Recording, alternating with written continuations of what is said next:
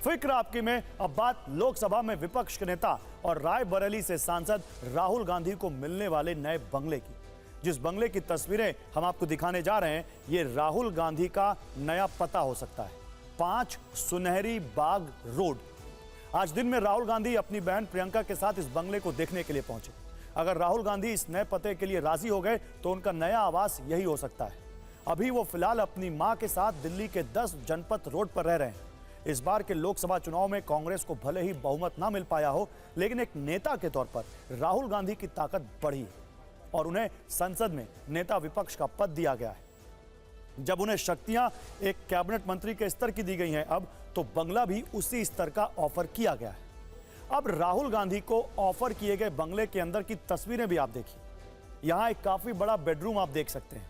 Living room में बड़ा sofa set रखा हुआ है। यह बंगला काफी बड़ा और हवादार है और बंगले के बाहर बहुत बड़ा लॉन भी है। अब इस बंगले की खासियत के बारे में जान लेते हैं। राहुल गांधी को ऑफर किया गया बंगला टाइप 8 कैटेगरी का है। यह 3 एकड़ में फैला है। इसमें 5 बेडरूम है, 1 हॉल है, एक बड़ा डाइनिंग रूम है, एक स्टडी रूम है, एक मीटिंग रूम है और एक स्टाफ क्वार्टर है। यह बंगला कैबिनेट मंत्रियों, सुप्रीम कोर्ट के न्यायाधीश, पूर्व प्रधानमंत्री, राष्ट्रपति और उपराष्ट्रपति को आवंटित किया जाता है। अब आपके लिए यह समझना जरूरी है कि आखिर टाइप 8 बंगले में रहने वाले लोगों को क्या सुविधाएं मिलती हैं। टाइप 8 में रहने वालों को हर साल 4000 लीटर पानी मिलता है।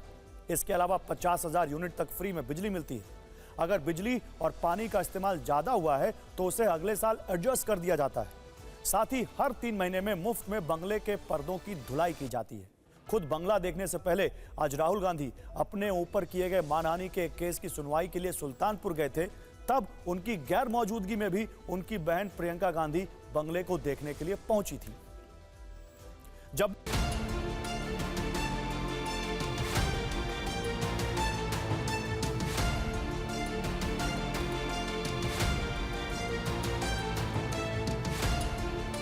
राहुल गांधी एक बार फिर सांसद बने हैं रायबरेली से, वायनाड उन्होंने छोड़ दिया है और लोकसभा में नेता प्रतिपक्ष भी बने हैं, तो उनको ये एक बड़ा बंगला 5 सुनहरी बाग रोड, नई दिल्ली 00001 ऑफर किया गया है।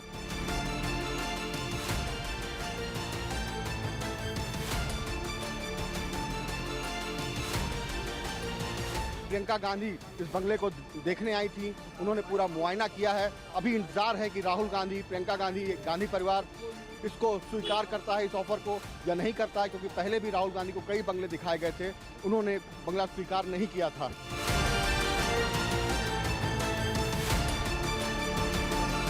आप देख सकते हैं कि ये अभी रिनोवेट होगा। अगर राहुल गांधी हामी भरते हैं इसको लेने के लिए, तो सुरक्षा के लिहाज से तमाम चीज़ों को देखते हुए इस बंगले को ऑफर किया गया है। फिर ये रिनोवेट होगा।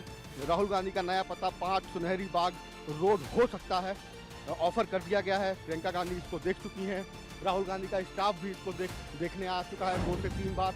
ऐसे में दिलचस्प होगा कि राहुल गांधी अगर इसको स्वीकार कर लेते हैं तो चीफ जस्टिस ऑफ इंडिया के पड़ोसी होंगे वो, और राहुल गांधी का नया पता होगा 5 सुनहरी बाग रोड, नई दिल्ली।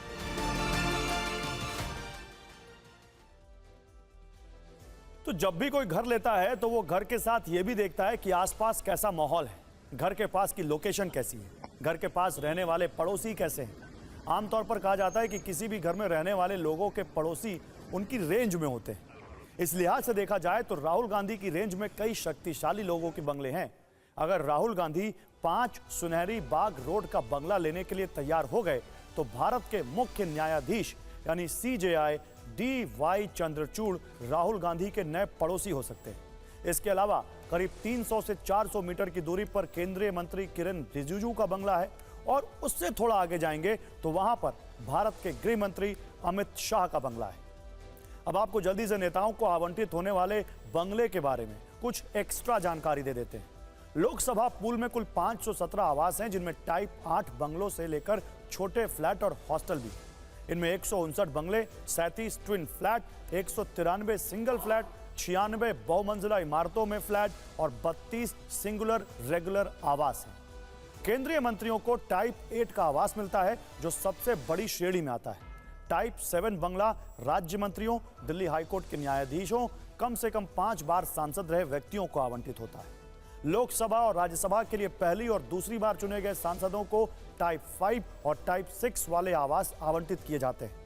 बंगला अलॉट करने से संबंधित सभी फैसले लोकसभा हाउस कमेटी लेती है और ये उपलब्धता और आवेदनों के आधार पर अलॉट होते हैं। चलिए अब बात करते हैं कांवर रूट पर शुरू हुए एक नए कलेश की। अब तक यूपी में कांवर रूट पर नेम प्लेट वाला विवाद ट्रेंड कर रहा था। आज हरिद्वार प्रशासन ने कांवर रूट में मस्जिदों को ढकने का आदेश देकर एक नया विवाद शुरू कर दिया। दोनों खबरों को विस्तार से समझेंगे। शुरुआत इस वक्त की नई तस्वीर से करते हैं। कांवर यात्रा रूट के ढाबों पर नाम लिखकर पहचान बताने वाले विवाद पर अभी पूरी तरह से ब्रेक भी नहीं लगा था कि आज हरिद्वार में प्रशासन के एक और फैसले से विवाद हो गया। इस बार कांवर रूट पर पड़ने वाले मस्जिद और मज़ारों को तिरपाल से ढक दिया गया। हरिद्वार के ज्वालापुर में मज़ार के गेट पर बड़ा तिरपाल लगाया गया, जिससे पूरी मज़ार ढक गई। तिरपाल से ढकने वाले इस आदेश की जानकारी न मज़ार के मौलाना को दी गई और न ही मस्जिद के मौलाना को। हालांकि थोड़ी ही देर बाद खबर तेजी से वायरल हुई और विवाद बढ़ गया। स्थानीय लोग प्रशासन के आदेश पर भड़क गए। मस्जिदों पर पर्दा डालने से विवाद बढ़ा तो थोड़ी देर के बाद ही पर्दे को हटा भी लिया गया। अब ये दो तस्वीरें देखिए, एक तरफ पर्दे से ढकी मस्जिद और मज़ार है तो दूसरी तरफ इसे हटाते हुए विजुअल्स हैं। हालांकि कैबिनेट मंत्री सतपाल महाराज का कहना है कि कांवर यात्रा व्यवस्थित रूप से चले, इसलिए मस्जिद और मज़ारों को ढका गया।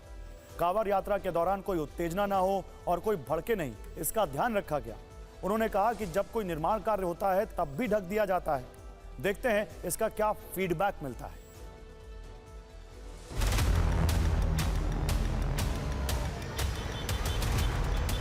दिक्कत नहीं होनी चाहिए। आपको पता है कि जब कोई चीज़ होती है तो उसमें कुछ ओट लगा देते हैं, तो इस प्रकार से अगर किया गया है तो यही है कि कोई उत्तेजना ना हो, कोई भड़के नहीं और हमारा कांवड़ यात्रा सुचारू रूप से चले, इसका ध्यान रखा गया। इस तरह का पहली बार हुआ है?